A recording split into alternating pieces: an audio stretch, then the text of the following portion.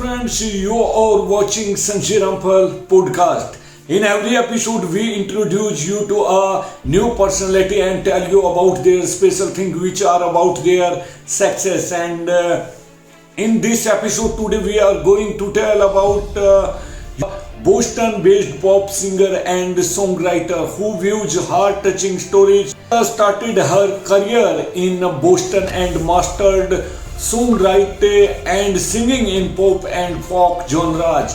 Her song "Something Blue" and "From Inside the House" are especially popular among listeners. Inspirational message. The story teaches us that dedication, hard work and confidence are necessary to make your dreams come true. It is not easy to make a mark. A competitive music scene like Boston made it possible with her passion and determination. Her journey is proof that if you are dedicated to your goal, no obstacle can stop you. To understand her musical journey in more depth, you can check out her official YouTube channel where she shares her latest song and music videos. The story is an inspiration for all those who want to pursue their dreams in music and any field. Her dedication and hard work teaches us that any goal can be achieved with the right attitude and effort. Good morning, Your Highness, Excellencies, friends and colleagues. I would like to thank you for the opportunity to be here today. It's also an honor to join forces with Educated Child, an organization led by a woman who is an amazing role model, a woman who has shown such relentless dedication to getting every child in school. This is such an exciting day for us because it marks the beginning of a new era in my home country, Colombia. Most of you may know me as an artist, as an entertainer, and that's indeed my calling and what I've been doing since I was 13 years old. But I never would have imagined when I started out that my work as an artist would end up being the vehicle for me to serve my greater purpose in life of working towards eradicating poverty through the power of education. As a Colombian citizen, inequality is a concept that sadly one becomes very familiar with at a very young age. It's a country like many others in Latin America where a few have a lot have almost nothing, and where if you're born poor, you will almost certainly die poor, and where people don't access equal opportunities. And because of that, generation after generation after generation live trapped in the same vicious cycle fed by prejudice and inaction. Growing up in my country when I was around 8 years old, I remember I saw kids my age who, instead of being in school, were already working in the streets, were barefoot in the park, kids like me, whose reality was completely different than mine, only because of the circumstances into which they were born. It was really hard for me to accept that something so unjust didn't have a solution.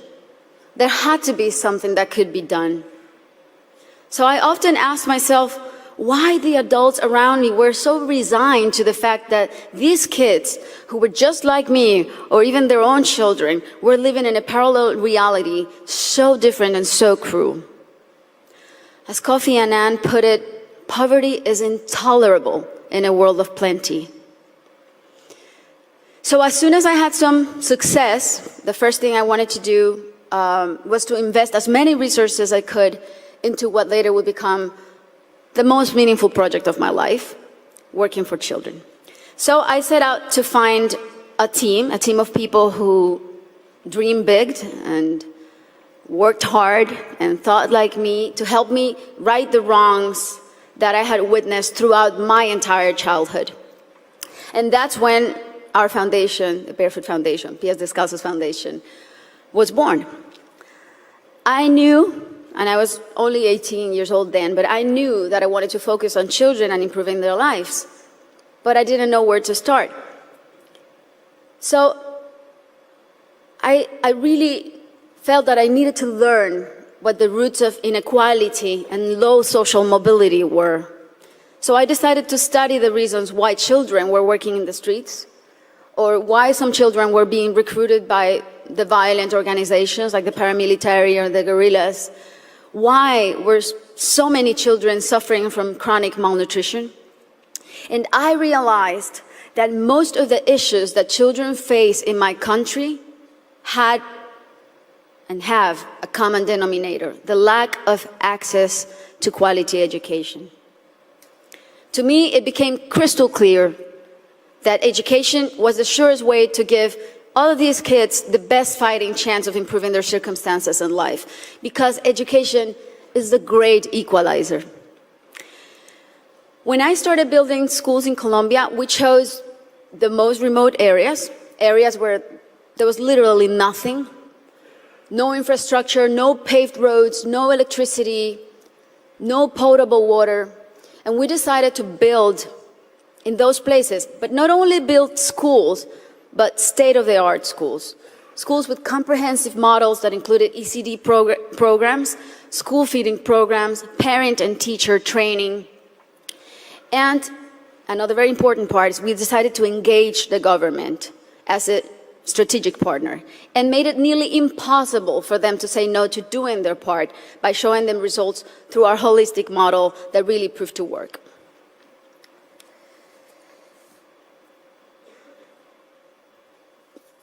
We noticed that as soon as a school is built in those places, everything is transformed. The improvements to the infrastructure were jaw-dropping. Electricity, potable water were made available, made accessible. Roads were paved. Malnutrition plummeted. But the best part of all is the academic results.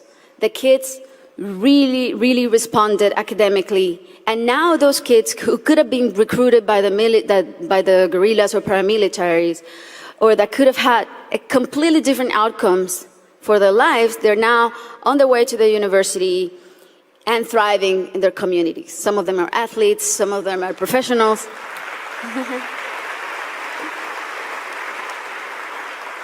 That's why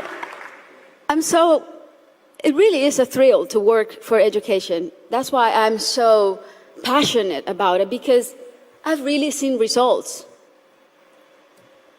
that are as palpable as this podium. And seeing all these success stories that have a name and a last name has been one of the most rewarding things I've done in my lifetime, even more so than winning Grammys, I think.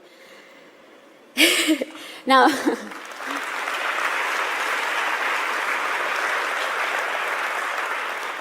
that said, our work is far from being done. Many developing countries are still rife with inequality and internal conflict, and there are a lot of kids who still need to be reached. History is not only the past. History is made every day in the present. And what matters now is how we go forward and how we fix what's wrong. And that is the real challenge. This is the goal of the SDGs and what people like Her Highness and myself and so many more of you who are adamant about achieving are here for. Facts don't lie, and numbers show what an incredible return on investment a quality education provides. For instance, if all students in low-income countries left primary school with basic reading skills, 171 million people could be lifted out of poverty. Systemic change often begins from the bottom up rather than the top down. The government must take responsibility, and we should all put as much pressure as we possibly can, but the rest of all, the civil society, should also do their part. What we have discovered, both at Pies Descalzos and Educated Child, is that many times only one single barrier to entry, such as no access to transportation or basic needs like a functioning bathroom, can prevent a kid from attending school or even put them at risk of dropping out. Sometimes all it takes to change a child's life is the security of a hot meal in school or the ease of being able to hop on a bus that will leave you safely at your classroom's door. It's as simple as that. And these are simple interventions and they don't cost a lot. The biggest effort really is in mapping the communities, in going door to door, searching for the out-of-school children, talking to the parents, talking to their families. Giving a name and putting a story behind these children is the first step to start rewriting their story. Over the next 3 years, we pledge to get 54,000 kids who are out of school or at risk of dropout into the educational system. Ultimately, more than 295,000 people will benefit from this project, including children, teachers, families, and community members. New schools and classrooms will be built. School kits and uniforms will be distributed. Children will be enrolled in school, feeding and transportation programs. Teachers will be trained in strategies and in how to identify those students who are at risk so they can receive psychosocial support. And we are extremely confident that this partnership is only the beginning and will be the model to replicate throughout my country until not a single child is out of school. This is our responsibility. Thank you. This is our responsibility to our children and our debt to fulfill for the generations to come. Thank you very much.